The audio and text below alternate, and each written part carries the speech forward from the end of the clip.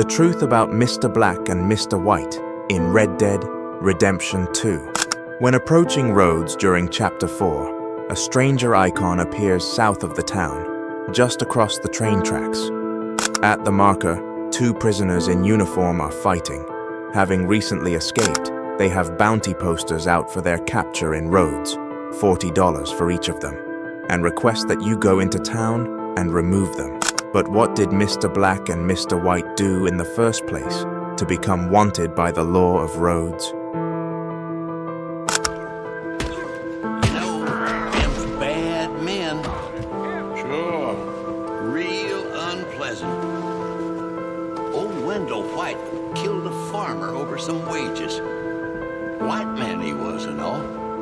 And Samson Black, he shot half the county. They was both gonna swing before they escaped. Fella catches them or earn himself a pile of money. That's so. Sure. Big pile of money. Ain't as bad as you made out there. Bad. They worse than worse. You always was one for gossip. Jethro Mingleton. Gossip, gossip, gossip. But as usual, you're spreading lies. Lies? Every fool knows the charges were trumped up. But the darky killed a white man. Jimmy Holdaker had a weak heart. He died of a heart attack. Nonsense. And Samson Black was set up. Everyone knows Judge Amory took a bribe. You don't believe that, do you? Sure. And you call me a gossip? Anyway. How's your Tom? So Samson Black and Wendell White are accused of murder, and that is why they are wanted men. But what actually happened to them? Are they really murderers?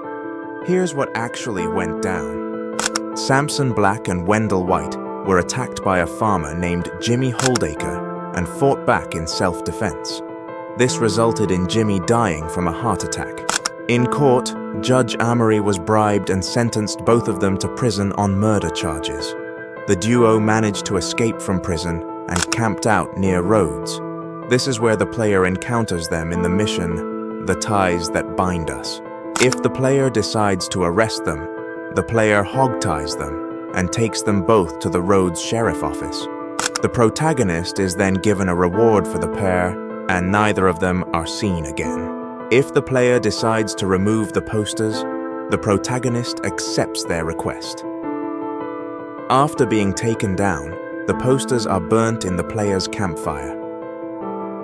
They are next encountered in northern Lemoyne and have set up camp near Old Greenbank Mill. The two men are seen lying beside each other, moaning in pain. They explain to the protagonist they ate mushrooms and now feel very ill, and ask for medicine to cure them. The player returns to them and gives them their requested medication, to which they are thankful. They consume the cure, and after expressing how strong it is, state that they feel better immediately. Afterwards, the protagonist suggests that the two split up. In their final encounter, the two are found living together at Stilt Shack.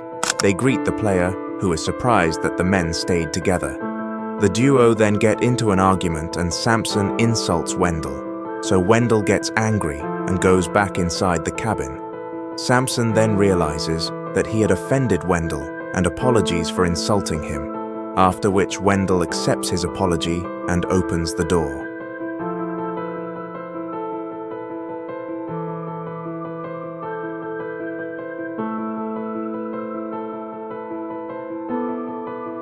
So in the end, they manage to escape the law, and they are found living together in a shack in the woods.